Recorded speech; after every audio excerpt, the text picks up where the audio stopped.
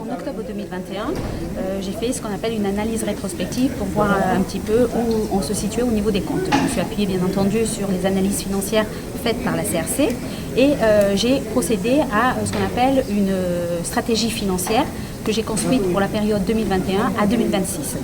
L'idée c'était de dire il faut sauver la ville et il faut surtout lui permettre d'investir. Que faut-il faire pour investir? Il faut forcément dégager ce qu'on appelle de l'autofinancement. En gros, c'est comme sur notre budget, lorsque vous avez un salaire de 2 000 euros, vous vous dites je veux acheter une maison, il faut que je dégage 500 euros tous les mois. J'ai fait la même chose pour la ville, il faut dégager minimum 1 million d'euros. 1 million d'euros d'autofinancement, d'épargne, c'est 10 millions d'euros d'investissement que je peux faire. La collectivité aujourd'hui est plutôt en capacité de dégager 500 000 euros par an.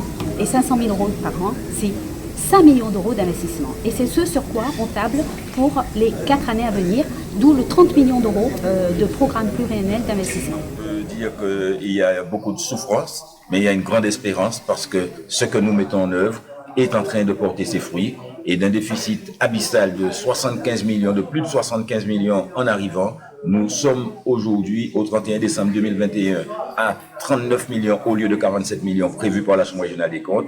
Et si nous maintenons le cap cette année, à 2 mois de la fin de l'exercice, je peux me permettre de vous dire que nous finirons avec un déficit de 20 millions d'euros, ce qui, pour moi, est spectaculaire.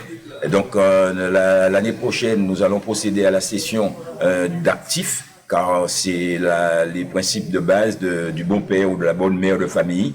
Lorsqu'il faut faire face à des grosses dépenses, on vend un bien. Absolument.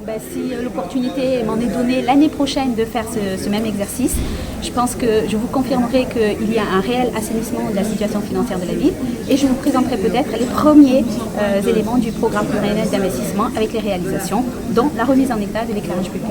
Et nous avons l'opportunité de régler des problèmes de qualité de vie des citoyens de Lusy-Mathieu, de Bergevin, Fasserolles, Paul Chanchon et de Mortenol et la résidence Georges Roux. Ce sont des biens qui appartiennent à la ville, mais qui ont, avec le temps, connu une forte dégradation où les citoyens souffrent. Eh bien, nous allons les vendre à la SIG. Nous sommes parvenus à un accord et grâce aux fruits de cette session, Pointe-à-Pitre, fin 2023, devrait à nouveau pouvoir investir.